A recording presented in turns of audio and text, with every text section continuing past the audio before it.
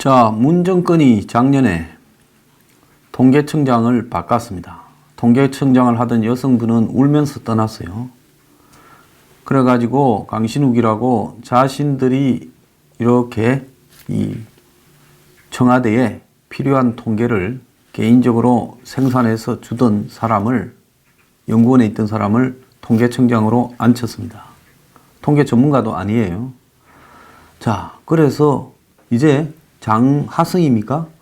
연말만 지나면 모든 통계가 잘 나올 거다. 소득주도 이 성장의 성과가 드러날 거라고 했습니다. 자, 그래서 이 모든 정부 발표 통계 중에서 가장 중요한 통계가 석 달마다 분기별로 한 번씩 발표하는, 그러니까 이 가계소득 동향입니다. 그 가계소득 동향은 국민을 5개 계층으로 나눕니다. 자, 제일 가난한 사람이 제일 밑에 20%, 빈곤층에 가까운 사람이죠. 그 다음이 20에서 40, 이런 식으로 해가지고 국민 전체를 100이라면 제일 잘 사는 사람은 5분위, 상위 20%, 제일 못 사는 사람은 1분위, 하위 20%, 이런 식으로 해서 소득 수준이 어느 정도 이렇게 늘어났냐, 소득이 줄어들었냐, 이런 거를 이제 평가합니다. 통계청장도 저거 마음대로 바꿨고, 또 통계청장만 바꾼 게 아니라 엄청난 돈을 풀었습니다. 취임하고 작년 말까지 54조를 풀어서 일자리 대책이라면서 돈을 풀고, 또 저소득층에 최저임금을 인상시켜서 소득을 이렇게 줘서 성장을 시키겠다고 쇼를 했습니다. 지금도 그게 옳다고 저들 믿고 있습니다. 지금 근로소득이 최하위층에 연말이 되어서 나아진 게 아니라 완전히 그냥 폭탄을 맞아버려서 소득이 없는 사람부터 줄어들었다라고 나왔습니다. 우리나라 하위 20% 월 평균 소득이 123만 6천 원으로 같은 기간, 전년 같은 기간, 그러니까 2017년, 그러니까 10월 10일, 12 대비해서 17.7%가 감소했다고 합니다. 역대 이 소득이 측정되기 시작한 2003년 이후에 제일 큰 감소폭을 보였다고 지금 하고 있습니다. 글로벌 금융위기 와중에서도 1분위 소득은 2009년, 2010년에 3.2%, 6.8% 증가했습니다. 보통 이런 하위에 있는 분들의 소득은 어지간하면 증가하지 줄어들지는 않습니다. 원래 비교소득 자체가 워낙 작아서 조금만 벌면 그것보다는 조금씩은 늘어나게 되어 있는 겁니다. 매년 또 최저임금도 인상도 되고요. 그런데 이게 이렇게 줄어들어 버렸다는 것은 이건 상식적으로 이해할 수 없는 부분입니다. 자, 이 소득에서 이제 쓸 수 있는 돈은, 실제로 순수하게 쓸 수 있는 돈은 세금이나 각종 보험료 등을 뺀 거겠죠. 그래서 이 소득에서 세금과 사회보험료를 빼니까 처분 가능한 소득은 100만 원도 되지 않는 96만 8,200원이 됐다는 겁니다. 24만 원이 더 줄어들어 버렸어요. 그래서 가처분 소득이 1분이라도 2011년 이후에 100만 원 미만이 된 적은 처음이라고 지금 전해지고 있습니다. 특히 최저소득층인 1분위 가구의 근로소득, 그러니까 이 지금 앞에 말한 1분위의 소득은 근로소득에다가 이전소득, 즉 정부가 무슨 돈을 지원해주고 보조금을 받고 뭐 이런 것까지 다 포함한 거고, 순수하게 일을 해서 이렇게 벌어들인 소득은 감소가 37%나 줄어들어서 유례없는 일을 해서 벌어들이는 소득의 감소를 이렇게 보였다는 겁니다.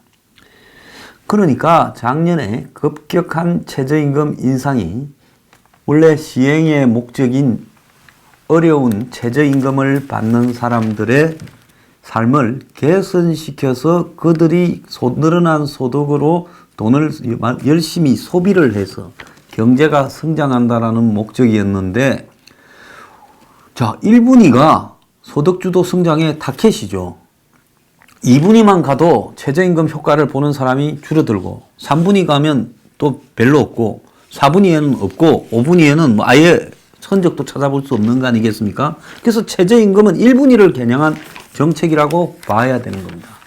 그런데 여기에 있는 사람들이 일자리가 다 사라져 버리면서 한마디로 직격탄을 맞았다는 겁니다. 1분위 가구 중에서 무직자 비율이 43.6%로. 자, 그래서 지난해 1분위 가구 중 무직 가구의 비중이 2017년에는 43.6이었는데 지난해는 55.7이 되어버렸습니다. 절반이 넘어버렸어요. 그래서 1분위 가구당 지역 가구원의 수가 0.8명에서 0.64명으로 하락했습니다. 그러니까 한국에서 제일 못 사는 하위 20%의 한 가구에, 보통 가구라 하면 우리가 4인 가구 생각하는데, 한 가구에 취업한 사람이 한 명도 아닌 0.64명이라는 겁니다. 2분위 가구 소득도 전년 대비 4%가 감소했습니다. 반면에 소득 최상계층인 5분위는 932만 4,300원으로 월 전년 대비 10.4%가 늘어났습니다. 5분위 소득이 두 자릿수 증가를 보인 것도 통계 작성 이후에 처음이라는 겁니다. 저소득층은 곤두박질 쳤고 고소득층은 소득이 치솟으면서 빈부격차가 확대됐습니다. 그래서 상위 20%를 하위 20%로 나눠서 제일 못 사는 사람 20%와 제일 잘 사는 사람 20%를 이렇게 나눕니다. 그러면 그게 뭐겠습니까? 이제 균등화 처분 가능 소득 배율이 2017년에 4.61에서 5.47이 된다는 겁니다. 그래서 역대 최악의 불평등이 됐다는 겁니다. 자, 공정을 주장하고 저소득층의 삶을 개선하겠다고 고집을 부리면서 최저임금을 이렇게 썼는데, 한마디로 저소득층의 근로소득이 마이너스 37%, 그리고 고소득층은 5분위는 10%가 넘는 소득 성장을 보이면서 두 계층 간의 격차가 역대 최고를 기록했습니다. 자, 간단하게 이야기하면 없는 사람 위한다는 최저임금 정책이 없는 사람을 죽여버렸어요. 자, 그것도 정부의 각종 이전 소득 보조금을 써 그러면 그 사람들이 잘 살았느냐? 아니, 보조금을 줘도 17% 이상 줄어들었다는 겁니다. 1분위에 가구당 이렇게 소득이 17.7% 줄었고 근로소득은 37%가 줄었는데, 자, 1분위에 못 사는 분들이 많으니까 국가에서 받는 보조금 등 이전 소득이 52만 원에서 58만 원으로 6만 원 늘었지만은 근로소득이 68만 원에서 43만 원으로 36.8%가 줄어들어 버렸다는 겁니다. 그러니까 근로소득이 이렇게 감소한 것은 월급이 줄어든 게 아니라, 월급은 줄어들 리는 없겠죠. 일자리가 사라져서 일을 구하지 못해서 이렇게 됐다라는 겁니다. 1분위 가구 중에 근로소득 가구, 즉 일하는 사람이 있는 가구가 2017년에는 42.6%였다가 2018년에는 28.5%로 급감을 했고요. 가족 모두 무직자 비중이 43.6에서 55.7로 12%나 늘었다는 겁니다. 그러니까 아예 저소득층을 무직자로 만들어 버렸다는 겁니다. 1분위 바로 위에 있는 2분위, 그러니까 최하위 21부터 시작해서 최하위 40%까지 계층은 근로소득보다는 사업소득 감소로 충격을 받았다. 이분들은 대다수가 영세한 자영업을 하시는 분들이에요. 솔직히 그렇지 않습니까? 없는 사람들이 살아가는 방법은 최저임금이나 안 그러면 혼자서만 장사하거나 이런 건데, 자, 최저임금으로 인한 임금비 상승과 불경기로 이 전체 가구의 사업 소득이 처음으로 마이너스 3.4% 감소했는데 한국 전체 가구, 그러니까 아주 잘 사는 사람부터 못 사는 사람까지 사업을 하는 사람들이 소득이 마이너스 3.4인데 2분위 계층의 사업 소득이 크게 떨어져서 1년 전에 65만 천 원이던 사업 소득이 52만 9천 원으로 줄어버렸어. 18.7%나 감소하면서 전체 소득이 4.8%가 줄었다는 거예요. 그래서 2분위에 있던 사람들이 장사가 안 되면서 1분위로 전락해버린 사람이 많다라고 이야기를 합니다. 반면에 최상위 소득층인 5분위 계층의 근로소득, 사업소득은 대부분 소득이 늘어서 10.4%나 늘어났다. 그러니까 장사가 안 돼도 부자들이 하는 장사는 그래도 좀 어느 정도 버틸만은 하다는 겁니다. 자, 이 분배 참사의 가장 큰 원인이 최저임금 인상, 그리고 실업자 증가, 그리고 영세 사업장 폐업률 증가, 수익 감소로 이어졌다라는 겁니다. 급도 양극화가 되어서 빈곤층은 21%가 취업률이 줄었고 고소득층은 1분위는 그렇게 21% 줄었고 고소득층 5분위는 2.4%가 늘었다는 겁니다. 그래서 세금 지원을 그렇게 하고 퍼주고 보조금을 줘도 전체 소득이 줄었다. 즉 이전 소득을 포함해도 사업소득이나 근로소득이 워낙 줄어서 전체 소득이 줄었다는 걸로 보면 돈을 뿌려서 빈부격차를 해소하지 못한다는 것이 확인이 되었습니다. 또 국민들 전체가 세금, 국민연금, 건보료 등으로 가구당 평균 매달 95만 원을 낸다는 거예요. 그러니까 벌어봤자 이 95만 원을 내고 나면 남는 돈이 쓸 돈이 없어서 평균 소득은 찔끔찔끔 늘고 고정 지출은 확 늘어서 소비를 할 수 있는 여력이 되지 않는다는 겁니다. 아무리 복지 혜택을 이렇게 하고 해도 그 복지 혜택이니 정부가 주는 보조금이 파퓰리즘으로 퍼주는 돈이 하늘에서 떨어지는 게 아니라 국민 세금으로 나오고 문재인 케어하면 의료보험료 올라가고 국민연금이 적자다 해서 국민연금 올라가고 세금 올라가고 그래서 꼬시래기 제살 뜯어먹는 게 이게 딱 이 모양이죠. 그런데 지 뜯긴 만큼도 못 뜯어먹는다는 겁니다. 여기서 연말쯤에는 소득주도 성장에 효과가 나올 거라고 큰 소리 치던 사람이 하나 있었죠. 장하승이. 자, 그런데 그 사람은 그러면 재산이 어떻게 됐냐 한번 알아봅시다. 자, 장하승의 재산은 104억으로 강남 집값이 올라서 청와대에 있을 때 11억이 증가했다고 합니다. 재임 중에 아파트 가격이 상승하고 예금이 늘어났다는 거예요. 자, 지는 부자가 되고 연말쯤에 소득주도 성장 효과가 나타날 것이다 라고 하다가 연말까지 오지 않고 도망가 버렸는데 장하승은 지 재산이 늘어날 이야기를 국민 보편적으로 한 걸로 보입니다. 장하승은 총 104억 1천만 원을 신고를 했어요. 2017년 5월 정권 출범할 때 취임 당시에 93억 1천만 원이었는데 이제 100억이 넘는 100만 장자가 되었습니다. 18개월 만에 10억 9천만 원, 11억이 늘었어요. 을 부분으로 보면 토지가 2억 7천, 건물이 17억 9천, 예금이 85억 5천입니다. 이거를 보면 참 엄청나다 생각이 듭니다. 유가 정권이 1,471만 원. 특히 이들 부부가 소유한 134평방미터짜리 한 35평쯤 되겠지요. 이 아시아 선수촌 아파트가 18개월 동안 11억에서 15억 8천만 원으로 4억 8천만 원이 올랐습니다. 장은 재산이 늘어난 이유에 대해 본인 배우자의 급여, 투자 수익 증가, 토지 건물 가격 상승이라는 겁니다. 그러니까 살만한 거죠. 자, 월급 팍팍 청와대 올라가니까 잘 나오고 마누라도 돈 잘 벌고 정보가 많으니까 투자해서 돈도 잘 버는 겁니다. 그러니까 부동산으로는 4억 8천만 원 올랐는데 전체 올란 게 11억이면 나머지 한 6억 쯤은 그 돈이 어디서 늘어났냐? 대단한 사람이라고 봅니다. 꼭 부동산만으로 넣은 것보다 재산 늘어난 게 더 많아요.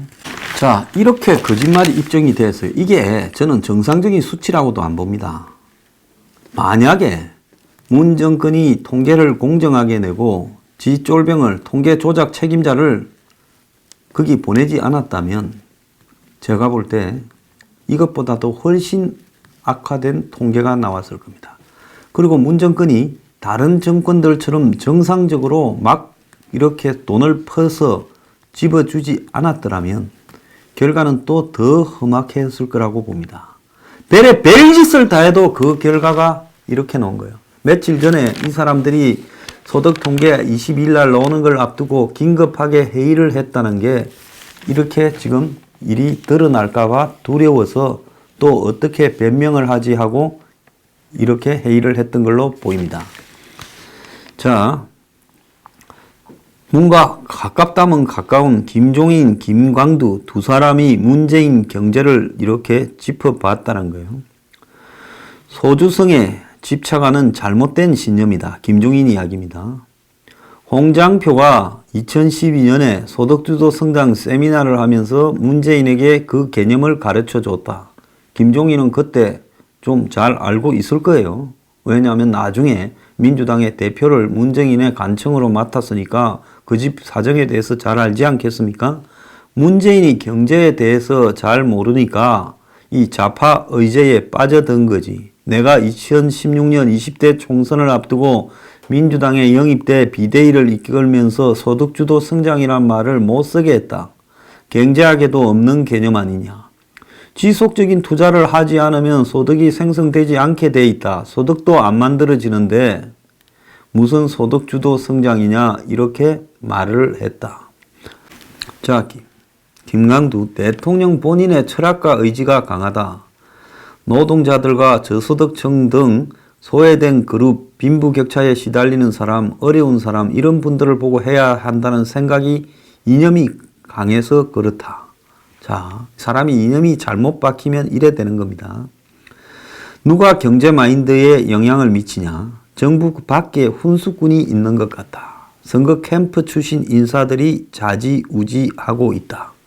그래서 성장이 안 돼도 분배가 중요하다고 생각하는 좌파들이 대통령 길을 잡고 있다. 뭐가 건덕지가 있어야 나누는데 그 생각은 안 한다. 정부 내보다는 밖에서 훈수 두는 사람이 있다.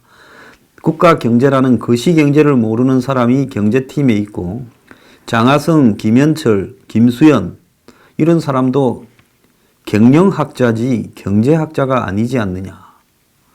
자, 김광두는 또 이렇게 말합니다. 선거 캠프 때부터 그런 사람들이 있었고 지금도 주체 세력을 형성해가지고 영향을 미치고 있다. 결국 경제를 정치로 보는 사람들이 경제의 효율을 무시하고 비판하면서 사회 정의를 놓고 있다.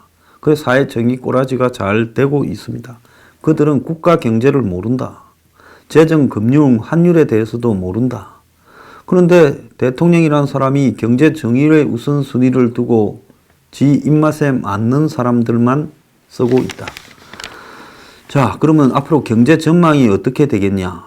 자, 통계청 소득 발표가 최악의 상황을 보여주는데 소득주도 성장 핵심이 최저임금 인상인데 임금이라는 게 근로자로 보면 소득이지만 사용자로 보면 비용이다. 비용이 늘어나니까 고용을 줄이고 폐업을 하고 그래서 작년에는 반도체 때문에 착시 현상이 생긴 건데 이제 그것도 빠지기 시작하니까 더 침체될 거다. 올 3월이면 경제가 더 엉망이 될 거고 6, 7월쯤에는 국민 사이에 불만이 표출될 거다. 이 정부는 성공하기 어렵다. 김종인 이야기입니다. 자, 수출 주도 분야가 과거 12개인데 그 중에 9개가 완전히 맛이 갔다. 세계 시장도 죽었고 경제 능력도 잃었다. 우리 잠재 성장은 2%대가 내려갔다. 남북 경협이 대박일 거라고 말하는데 말도 안 되는 소리다. 북한 경제 체제가 안 바뀌면 북한이 구매력이 없는데 어떻게 남 걸 사줘서 돈을 버나. 제가 하던 소리 아닙니까? 경제학자 별거 아니에요. 상식에서 보면 되는 겁니다. 김광두. 자, 임금을 올려주고 고용이 줄지 않아.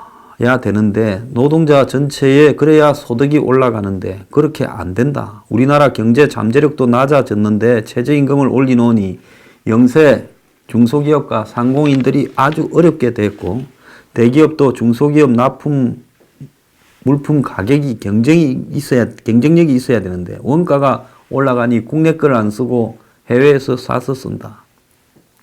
최저임금을 2년 만에 30% 올린 나라는 대한민국밖에 없다. 수출도 이제는 안 돼서 저성장이 당분간 지속될 거다.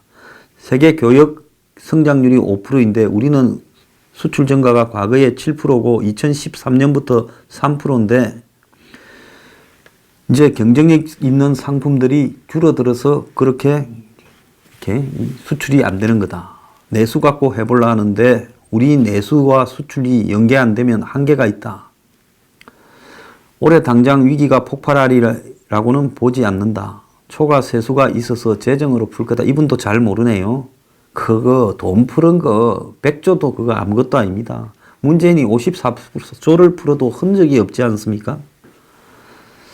자, 부동산 거래소도 지난해 많이 들어왔지만 올해는 그렇게 안 될 거다. 부동산 가격이 내려가니까. 법인세가 많은 비중을 차지하는데 반도체가 옛날 같지 않아서 그것도 안 걷어질 거다. 그럼 내년부터는 정부 돈도 없어서 위기가 현실화될 거다. 자, 올바른 정책 방향이 뭐냐? 소득주도 성장 이야기 그만하고 혁신주도 사람 중심 경제로 가야 된다. 이렇게 이야기를 하는데요. 이게 되겠습니까? 사람이 바뀌어야 이게 되지요. 자, 이제는 힘이 약화되어서 몸도 완전히 무너지기 전에 힘이 좀 있을 때 병이 걸려도 버티어서 이겨나지요. 몸이 완전히 체력이 바탕이 되고 기력이 쇠진하면 병에 걸리면 죽어버립니다. 정책 전환 가능성 있나? 경제팀에 바꿀 인물이 없고 지지층 반발이 심하고 본인이 했던 말이 있어서 절대 못할 거라고 본다. 인물이 넘쳐도 문재인은 찾지 않을 거다. 김종인 이야기입니다. 김동연과 장하성을 바꿀 때 완전히 새로운 사람을 찾아야 되는데 그렇게 안 했다. 정책 전환 가능성은 없다. 김광투도 소득주도 성장론을 못 바꿀 거다. 이게 바꾸면 핵심 지지층이 반발할 거다. 그래서 소득주도 성장론을 포기 못해도 방법론을 완화 중인 것 같아. 그런데 혁신을 이끌 사람이 없다. 진보학자 때문에 혁신이 가려져 있다. 김광두도 자기가 이야기하는 혁신이 가능한지 그 혁신이 뭔지 그게 4차 산업혁명인지 이 사람도 잘 모를 거라 봐요. 요지는 뭔가 하면 답이 없이 망한다. 언제 망하느냐? 3월쯤 되면 곡소리가 나고 다음 달부터 빠르면 7, 8월 늦어도 내년 초에 망한다라는 겁니다. 제가 올해 봄이 오면 망하는 소리가 날 거라고 하지 않았습니까? 내년 총선에 한국당에 빗자루를 꼽아놔도 다 쓸어버릴 가능성이 있다. 이러니까 한국당이 저지랄을 하고 있는 겁니다. 참 대한민국의 국민이 불행하다고 봅니다.